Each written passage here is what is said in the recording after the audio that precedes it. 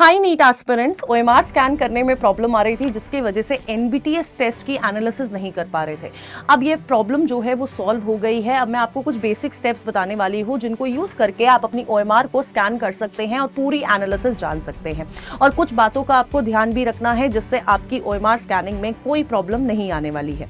तो सबसे पहले आपको अपने अड्डा ऐप को ओपन करना है, जिसके अंदर आपको एनबीटीएस सेक्शन में जाना है। एनबीटीएस सेक्शन पे क्लिक करने के बाद आपको टेस्ट सीरीज पे क्लिक करना है और टेस्ट सीरीज में भी आपको ऑफलाइन टेस्ट सीरीज पे जाना है, क्योंकि ओएमआर स्कैनिंग का ऑप्शन आपको सिर्फ ऑफलाइन टेस्ट सीरीज में दिया गया है।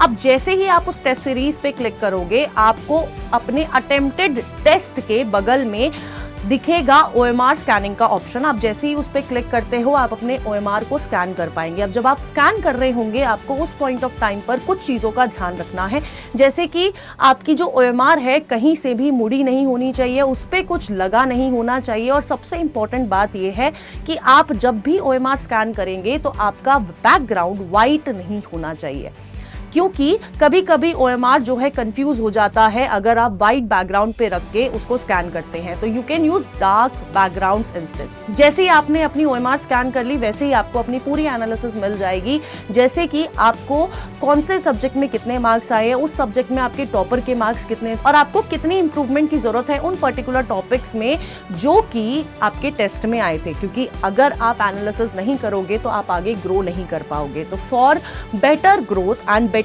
मार्क्स आपको ये एनालिसिस टाइम टू टाइम कर लेनी चाहिए। So all the best and पढ़ते रहिए।